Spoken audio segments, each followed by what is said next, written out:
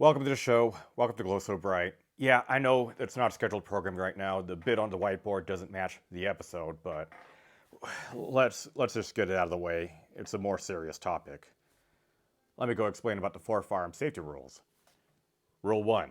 Treat every firearm as if it were loaded until it is cleared and inspected otherwise through a visual and physical inspection. Rule number 2. Keep your finger off the trigger until your sights are on target. 3. Never let the muzzle cover anything that you're unwilling to destroy. Rule number 4. Know what your target is and what's beyond. Now that we got these basic firearm safety rules out of the way, another one I'd like to add to that is to have and maintain proper control of your firearm. So, don't have the firearm point at things that you shouldn't, and if you do happen to drop it, don't attempt to catch it. Doing so will lead to a negligent discharge and inadvertent squeezes of the trigger. So why am I talking about firearm safety? Well, it came to my attention about a couple days ago as a filming where on February 9, 2025, or today, February 11, 2025, and time of filming, over on Twitter, a account going by the name of 3Gun Kenzie. Let me go double check real quick. Yeah, 3Gun Kenzie. She posted a video that was originally self-posted on Instagram of serious violations of firearm safety at the competition. Now, let me go play this video.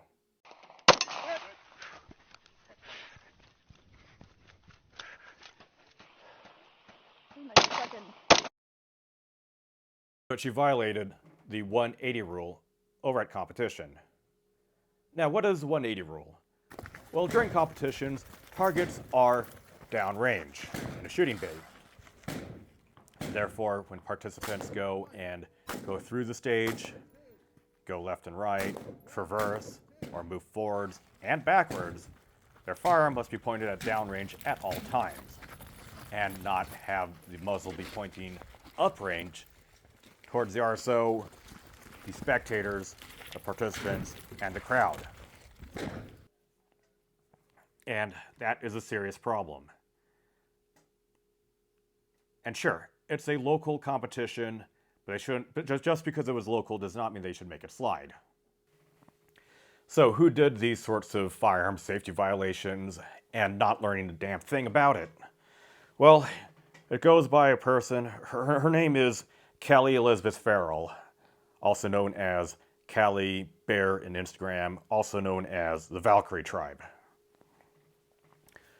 Now, it seems like the Valkyrie Tribe seems to be a more women-centric firearms instruction, which I don't object to at all.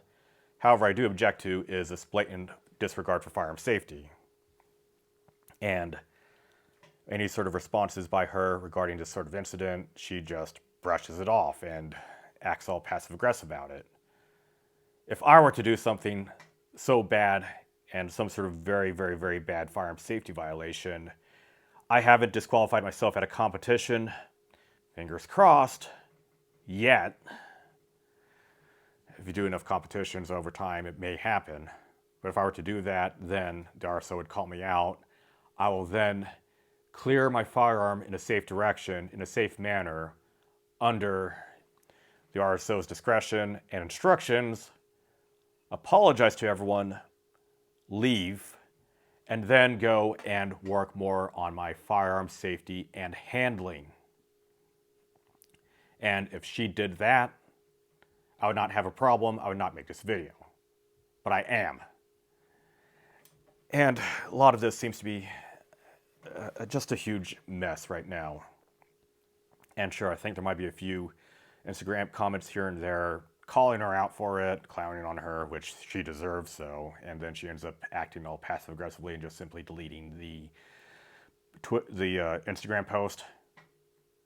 But that's not the right way to do it. The best way to do is to actually just apologize. But no, she just keeps going on with her thing, and it ends up turning to be some sort of sick joke. And you know why it's a sick joke? She literally publishes a book that says, "The gun owner's side to safety and accuracy." Good Lord. But yeah, looking further into this sort of situation and this incident, it gets worse and worse. Looking at 3Gun Kenzie's page, there are more and more anecdotes and replies about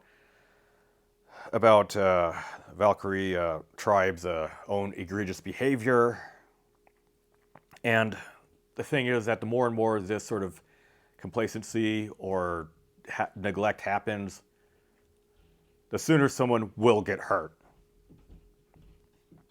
And that would just be a preventable incident.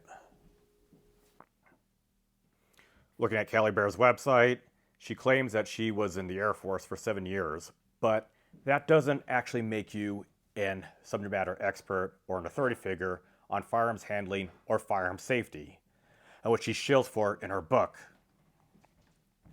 Yes, I know the irony is not lost on me, but just simply having military experience does not make you a firearms expert. What actually does is a demonstration of skill. Having 5,000 subscribers on YouTube does not make you a firearms expert. What really matters is skill.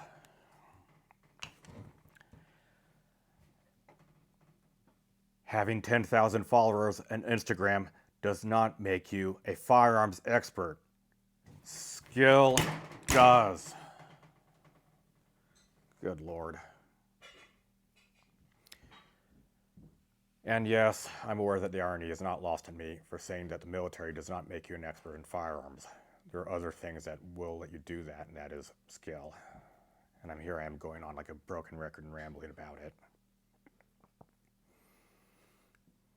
But yeah, you got to be humble about your own skills, have a realistic expectation on who you are, what your lane is, and not go beyond it. I know so many goobers who do that, and I'm not hesitant to call it out. Okay, what did we learn here for today? We learned about the basic firearm safety rules. We learned about the 180 rule in competitions and how not to break it. How to act humble in case you're called out for a range safety violation by the range safety officer during a competition. And that because someone just came from the military, someone was in the firearms industry for 7 years, and if someone who has 5,000 subscribers on YouTube or 10,000 followers on Instagram and shilling some sort of book on firearm safety or firearms handling does not make and have all sorts of sponsorships and affiliate links and stuff like that, it does not mean that they are proficient and safe with firearms. Vet your sources and take a look at actual experts or people who are a reliable source of information. And it's just baffling how someone with this much amount of negligence and immaturity would last this long in this particular industry or being perhaps a non-commissioned officer in the military. But then again, from first-hand experience, I met many negligent non-commissioned officers who are. So, I don't know. I'm not going to go say thanks for watching or anything like that. I just want to get it out of the way. This is brought to you by Glow So Bright. But yeah, on a more better mood, thank you, 3Gun Kenzie, for bringing this to my attention, and to everyone to bring this sort of problem on full blast. Seriously, thank you very much. But, oh yeah, one more thing. This is not like an anti-woman thing. Any sort of behavior by anyone, man, woman, or Bretta92FS reviewer, they shouldn't have some sort of violations on firearm safety and put other people's lives in danger. It's bad for everybody.